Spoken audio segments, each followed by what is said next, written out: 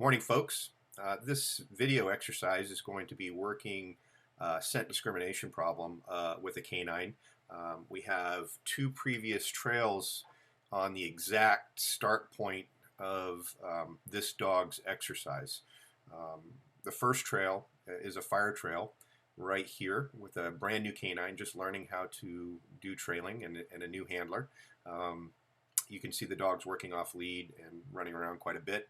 Makes a great find, and it's generally right within the vicinity of the start where we work Dia a little bit later.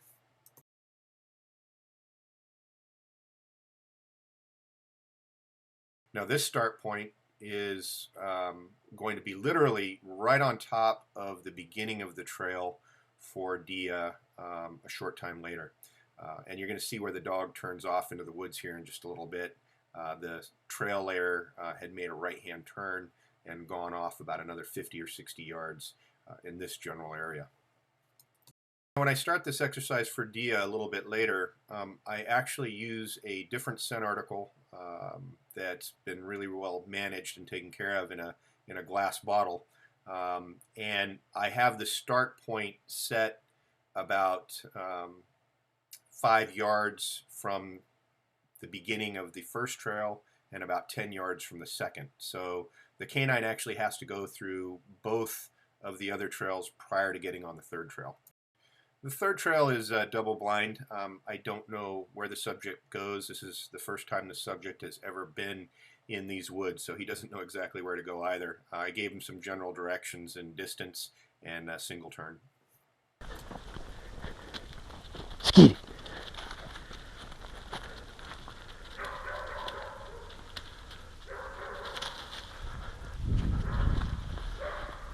Okay, so she's responding to a little bit of everything, all the odors that are out here.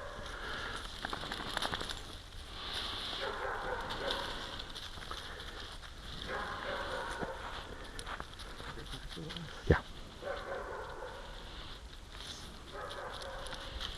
So she's got the trails over there that she smells, and this hesitation is all the odor. Everything that she's run into is here.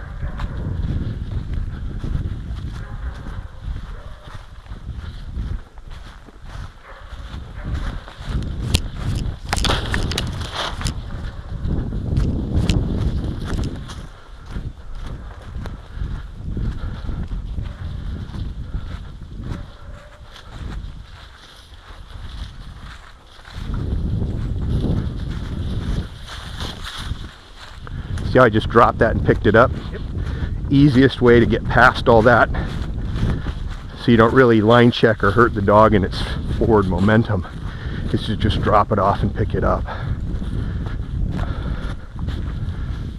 Okay, this map is an indication of all three trails, the start of number 1, the start of number 2, and then the beginning of number 3. Whenever I try to do this exercise, I want to try to force the dog to go through both start points of previous trails, or as many trails as I set up when trying to do this exercise. And you're going to be able to see in the video, or you did see in the video, how visibly she reacted to each one of them. There's hesitation on the first, lowered tail, some interest, but then she came off of it. The second one showed more interest, but she actually bypassed the starting point, went well out to the left before coming back onto what appears to be probably the track for both trails. Now, what's really interesting about that is my feeling on it is that she was bypassing the scent pool, going around the start and around the beginning of the trail to find the exit point for the actual correct trail. This is really a common behavior for dogs that are working a scent pool problem and trying to find the exit. They work the edge of the pool until they can find that exit trail.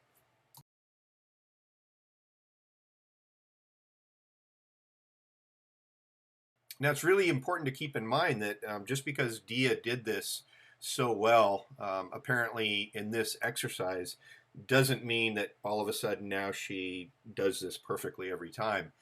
Dogs can jump to elephant trails of multiple people or other dogs at any time. It's just what dogs can do.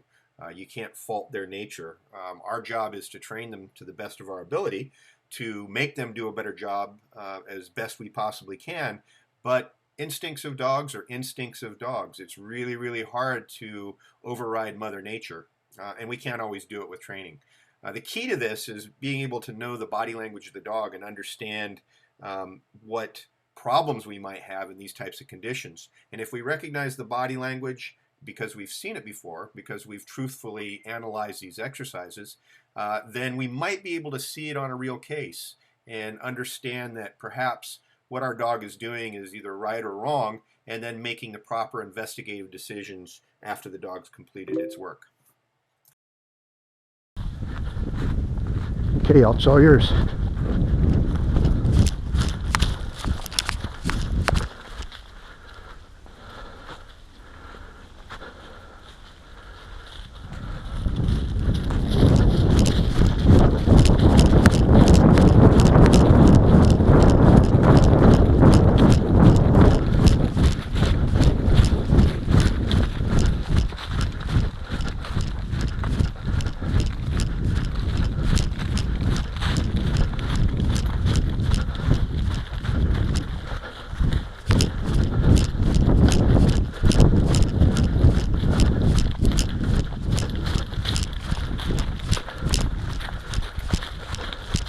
Slow it down a little bit.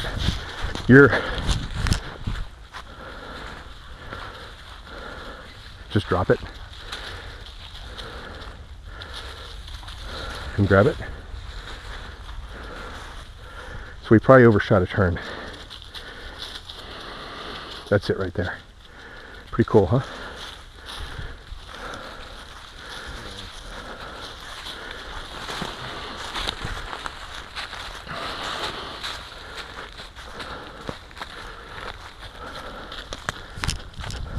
Slow it down.